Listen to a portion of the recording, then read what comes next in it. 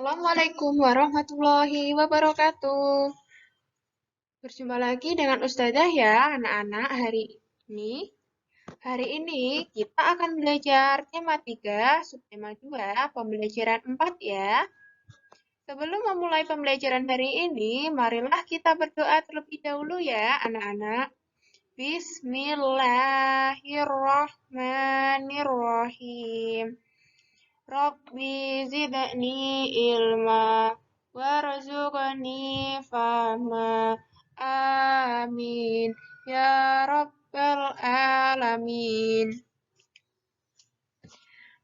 Alhamdulillah, tadi anak-anak sudah berdoa ya bersama Ustazah. Setelah ini, anak-anak perhatikan ya penjelasan dari Ustazah. Kalian catat apabila ada materi yang penting. Di pembelajaran 4 ini, kita akan belajar tentang menjaga keseimbangan alam. Lingkungan menyediakan berbagai macam sumber daya alam yang dibutuhkan oleh manusia. Namun terkadang manusia sangat lalai dalam memanfaatkan sumber daya alam yang ada. Manusia lalai terhadap tanggung jawabnya terhadap lingkungan.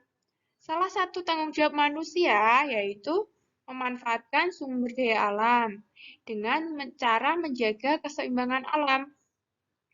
Keseimbangan alam perlu dijaga agar alam tidak rusak dan tidak terjadi bencana alam. Menjaga keseimbangan alam termasuk dalam kewajiban manusia ya. Karena manusia sudah mendapatkan haknya, yaitu mendapatkan sumber daya alam yang melimpah. Cara menjaga keseimbangan alam salah satunya adalah tidak mengganggu kehidupan hewan liar dengan tidak melakukan perburuan liar. Hewan yang ada di alam liar merupakan bagian dari ekosistem.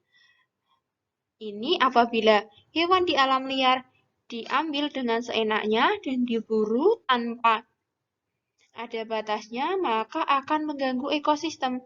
Dampak negatifnya dari perburuan liar ini adalah musnahnya hewan liar, terganggunya proses rantai makanan, rusaknya lingkungan, dan terganggunya keseimbangan alam. Para pemburu biasanya mengambil bagian tubuh dari hewan buruannya. Ini anak-anak bisa lihat, ini ada gambar harimau ya. Biasanya harimau itu diburu untuk diambil kulitnya ya. Karena kulit harimau ini sangat lembut ya dan tebal, bisa dimanfaatkan sebagai karpet, jaket, ataupun hiasan ya. Bukan hanya harimau, hewan-hewan yang lain juga sering diambil secara paksa oleh para pemburu. Seperti ada gajah, diambil tulangnya, diambil gadingnya.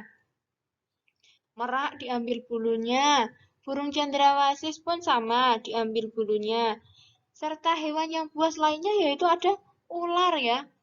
Meskipun ular itu binatang berbisa, namun ular tetap saja diburu, diambil kulitnya untuk dijadikan tas, sepatu, dan dompet.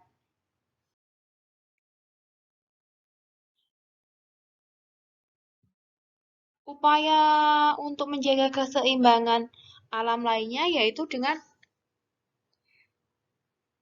adanya penebangan hutan secara liar dapat memberikan dampak yang tidak baik untuk hewan ya. Jadi tidak boleh melakukan penebangan hutan secara liar. Penebangan hutan secara liar dapat merusak tempat tinggal hewan liar.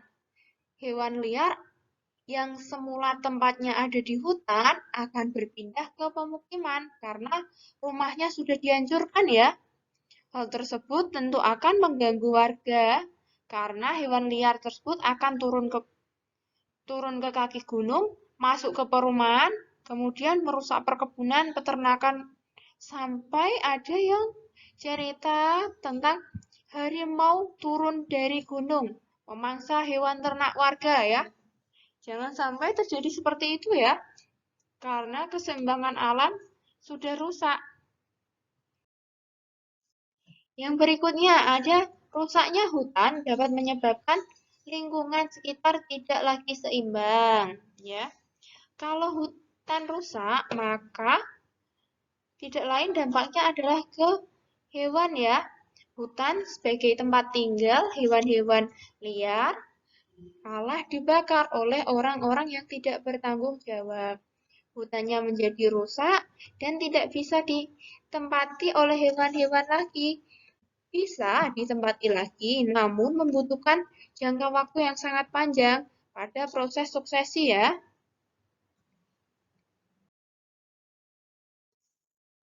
Di pembelajaran 4 ini, anak-anak juga belajar tentang pengelompokan pertanyaan wawancara. Pertanyaan wawancara sebaiknya dikelompokkan dari pertanyaan umum hingga pertanyaan khusus. Ayo, ada yang masih ingat apa itu wawancara?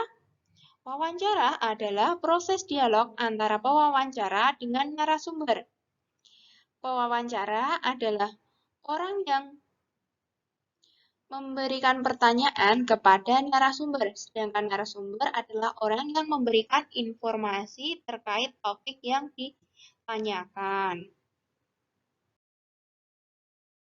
Pengelompokan pertanyaan wawancara bertujuan agar narasumber mudah diarahkan untuk memberikan penjelasan secara rinci.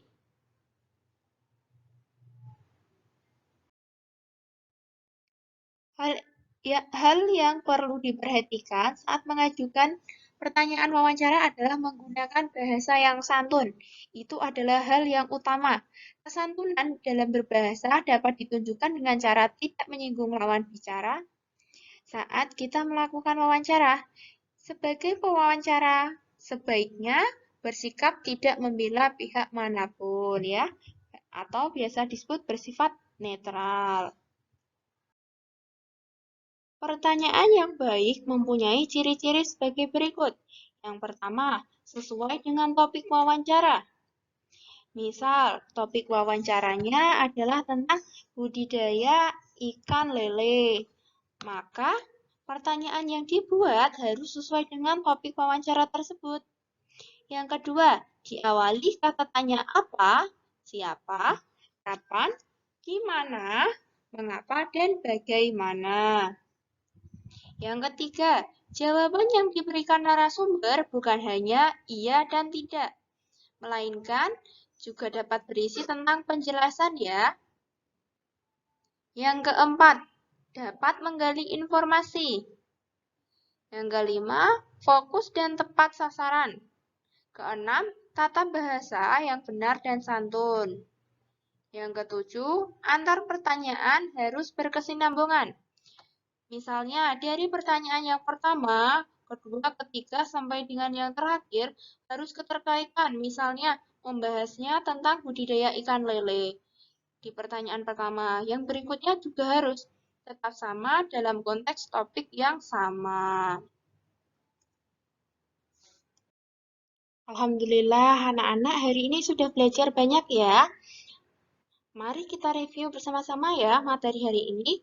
Yang pertama, kita sudah mempelajari tentang menjaga keseimbangan alam.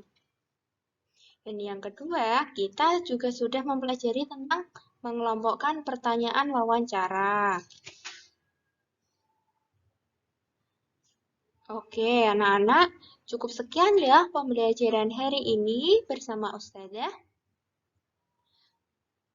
Ustazah tutup pembelajaran hari ini dengan bacaan Alhamdulillahirabbil alamin. Wassalamualaikum warahmatullahi wabarakatuh. Tetap semangat anak-anak meskipun belajarnya dari rumah.